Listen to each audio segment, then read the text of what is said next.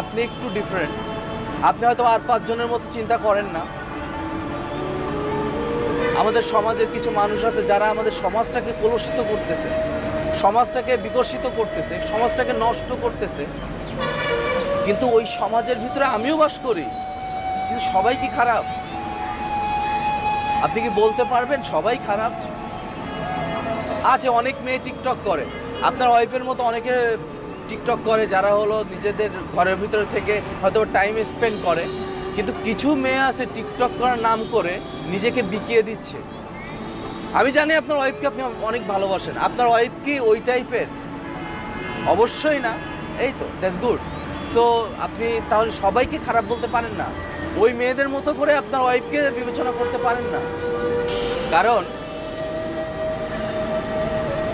মানুষকে আগে আপনি জানেন, একটা মানুষের সম্পর্কে কোনো কথা বলার আগে আপনি তাকে অবজার্ভ করেন, বাহ্যিক যে জগৎটা না দেখে তার ভিতরটা দেখেন প্লিজ।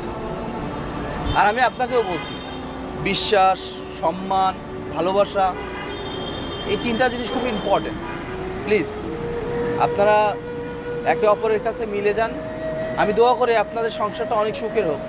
আপনার ওয়াইফও অনেক ভালো মানুষ, আমি জানি আপনিও আপনার হাজব্যান্ডকে প্রচণ্ড ভালোবাসেন, কিন্তু তার পাগলামিগুলা হয়তো আপনি মানতে পারেন না, তার এই যে বোকামিগুলা, কারণ আপনি তো জানেন সে একটু সরল সোজা, আপনাকে মেনে নিতে হবে।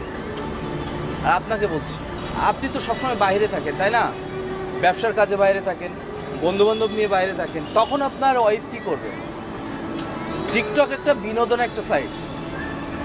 আমি বলছি না আপনার ওয়াইফ টিকটক করে সমাজটাকে ধ্বংস করুক বা সে নিজে নষ্ট হয়ে যাক, বাট তার সময়টা স্পেন্ড হয়, এটাও আপনাকে বুঝতে হবে। সো প্লিজ ওয়াইফকে কাছে টেনে নেন, মিলে যান, মিলে যান। ওকে, ওকে আদর করেন।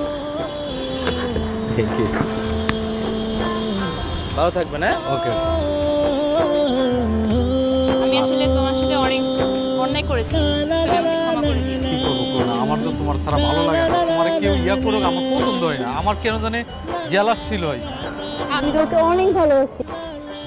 আপুলের